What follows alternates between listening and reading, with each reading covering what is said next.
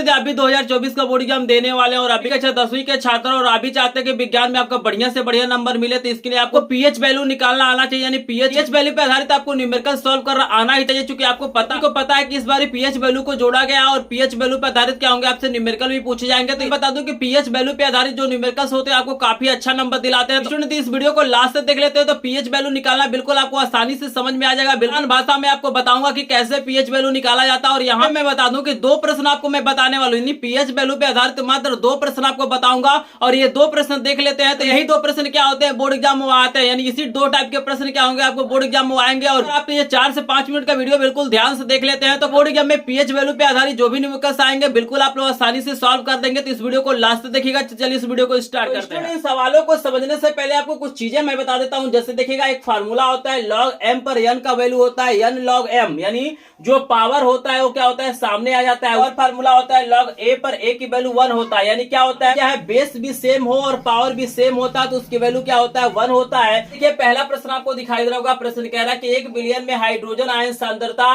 10 पे -9 मूल प्रति लीटर है। तो यहाँ पे ध्यान दीजिएगा, आपको दिया गया हाइड्रोजन आयन सांद्रता को हम लोग ऐसे दिखाते हैं, बड़ा सा ब्रैकेट लगाते हैं बड़ा वाला, और H प्लस अगर आयनों को लिख देते हैं तो वही क्या होता है हाइड्रोजन आयन सांद्रता होता है। ये हाइड्रोजन आयन सांद्रता को क्या करता है, रिप्रेजेंट करता है। तो इसकी वैल्यू आपको दिया गया है 10 पे पावर -9, ये दिया गया है मूल प्रति लीटर। और यहाँ पे आपसे पूछ रहा है कि पीएच मान बताइए और आपको ये भी बताना है कि बिलियन की प्रकृति कैसा होगा। यानी जो पीएच वैल्यू आएगा उससे आपको बताना है कि जो बिलियन होगा अम्लीय होगा कि क्षारीय होगा। तो अगर आपको पीएच वैल्यू पता है तो बिल्कुल आसानी से बता सकते हैं कि प्रकृति अम्लीय होगा कि क्षारीय होगा। यहाँ पे देखिएगा आपको पीएच वैल्यू पूछ रहा है तो यहाँ पे लिख लेते हैं पीएच बराबर क्वेश्चन मार्क।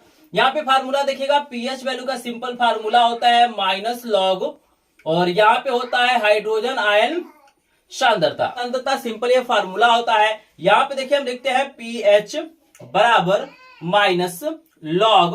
यहाँ पे देखिएगा हाइड्रोजन आयन सांद्रता कितना है 10 पे -10 है, इसको याद रखेंगे। 10 पे पावर हमारा -10 है, H प्लस आयन की सांद्रता हमने लिख दिया। यहाँ पे देखिएगा पीएच बराबर ये माइनस है और यहाँ पे देखिए पावर है, तो जो पावर होगा वो क्या होगा आगे चलाएगा। जैसे देख रहे हैं ना, यहाँ पे n हमारा क्या है पावर है, तो यहाँ पे क्या हो जाएगा आगे चलाएगा। तो यहाँ पे आपको हो जाएगा माइनस जो 9 है हमारा आगे चलाएगा, और यहाँ पे हो जाएगा log 10 यहाँ पे हो जाएगा। शेष पार्ट को यहाँ पे सॉल्व कर देते हैं तो यहाँ पे हो जाएगा पीएच बराबर, देखिएगा ये माइनस है ये माइनस है तो माइनस माइनस प्लस हो जाएगा, ये आपका हो जाएगा 9। और याद रखिएगा यहाँ पे 10 है और पहले से यहाँ पे क्या होता है इसका बेस 10 होता है। यानी log का पहले से जो हमारा बेस होता है वो क्या होता है 10 होता है, आपको याद रखना है। तो ये हो जाएगा 9 और ये हो जाएगा log, पहले से यहाँ पे 10 होता है और एक और 10 है, ठीक है। यहाँ पे हो जाएगा पीएच बराबर 9 गुणे इसकी वैल्यू क्या होती है 1 होती है। देखिए 10 log 10 पे 10 की वैल्यू क्या होता है 1 होता है।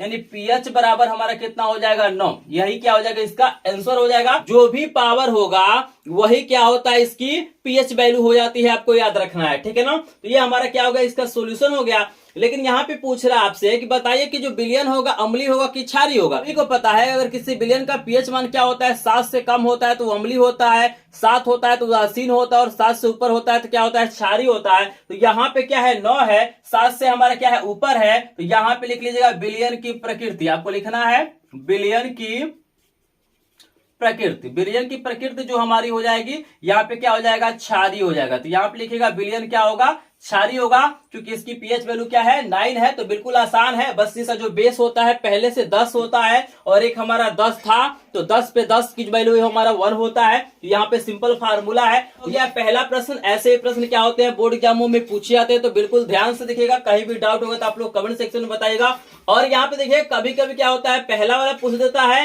कभी कभी दूसरा वाला पूछ देता है। कभी क्या होता है हाइड्रोजन आयन सांद्रता देता है और कभी कभी क्या करता है हाइड्रोक्सिल आयन सांद्रता देता है। तो चलिए इसका स्क्रीनशॉट लीजिए, हम प्रश्न नंबर 2 का सोल्यूशन आपको बिल्कुल आसानी से करा देते हैं। अब देखिए जो मोस्ट इंपोर्टेंट आपका दूसरा प्रश्न, इसमें कह रहा है कि 1 बिलियन में हाइड्रोक्सिल आयन सांद्रता 10 पे -10 मूल प्रति लीटर है, इसका बिलियन का पीएच मान बताइए। तो यहाँ पे देखिए आपको हाइड्रोक्सिल आयन सांद्रता यानी OH माइनस, यहाँ पे हाइड्रोक्सिल आयन सांद्रता को हम लोग ऐसे दिखाते हैं और हाइड्रोजन आयन सांद्रता को हम H प्लस से दिखाएंगे और हाइड्रोक्सिल को हम क्या करेंगे OH माइनस से दिखाएंगे। और इसकी वैल्यू दिया गया 10 पे घात 10 और यहाँ पे दिया गया है मोल प्रति लीटर। सांद्रता का मात्रक होता है मोल प्रति लीटर। लेकिन याद रखिएगा पीएच बराबर जो आपका फार्मूला होता है वो ये होता है माइनस लॉग, और यहाँ पे होता है हाइड्रोजन आयन सांद्रता। याद रखिएगा फार्मूला में आपको हाइड्रोजन आयन सांद्रता होता है, लेकिन यहाँ पे क्या किया है आपको हाइड्रोक्सिल आयन सांद्रता दिया है, तो आपको टेंशन नहीं लेना है। सबसे पहले यहाँ पे क्या करना है आपको हाइड्रोजन आयन सांद्रता निकालना है। जैसे ही आप लोग हाइड्रोजन आयन सांद्रता निकाल लेंगे